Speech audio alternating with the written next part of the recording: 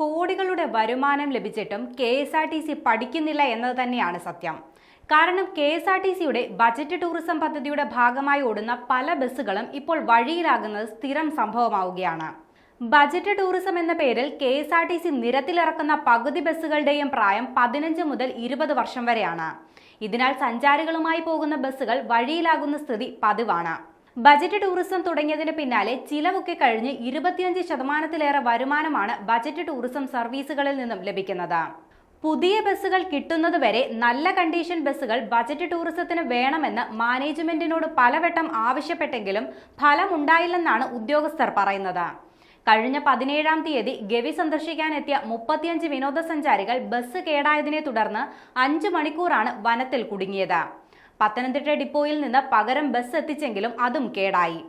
കഴിഞ്ഞ ജനുവരി 5-ാം തീയതിയും ഗവിയിലേക്ക് പോയ ബസ് കേടായിരുന്നു.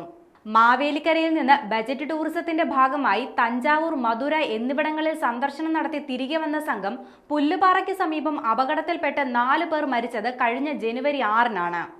2021 നവംബറിലാണ് കെ.എസ്.ആർ.ടി.സി ബജറ്റ് ടൂറിസം ആരംഭിച്ചത്. മറ്റ് ടൂറിസ്റ്റ് ബസ്സുകളെ അപേക്ഷിച്ച് സൗകര്യം കുറവാണെങ്കിലും മലയാളികൾക്കെന്നും ആനവണ്ടി യാത്ര ഹരമാണ്. വരുമാന കൂടുതൽ ലഭിച്ചിട്ടും പ്രത്യേക ബസ്സുകൾ ബജറ്റ് ടൂറിസത്തിനായി നീക്കിവെക്കാത്തത് വലിയൊരു പിഴവായി തന്നെ കണക്കാക്കേണ്ടി വരും.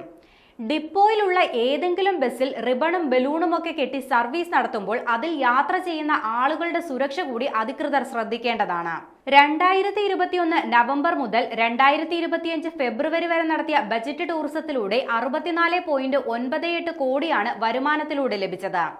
ഈ ഏപ്രിൽ മെയ് മാസങ്ങളിൽ 10 കോടിയോളം രൂപ വരുമാനം പ്രതീക്ഷിക്കുന്നുമുണ്ട്. ഓരോ വർഷവും കുറഞ്ഞത് 3.5 ലക്ഷം വിനോദസഞ്ചാരികളാണ് ബജറ്റ് ടൂറിസം പദ്ധതിയുടെ ഭാഗമാകുന്നത്. നിലവിൽ 52 വിനോദസഞ്ചാര കേന്ദ്രങ്ങളിലേക്കാണ് കെ.എസ്.ആർ.ടി.സി കുറഞ്ഞ ചിലവിൽ യാത്രകൾ ഒരുക്കുന്നത്.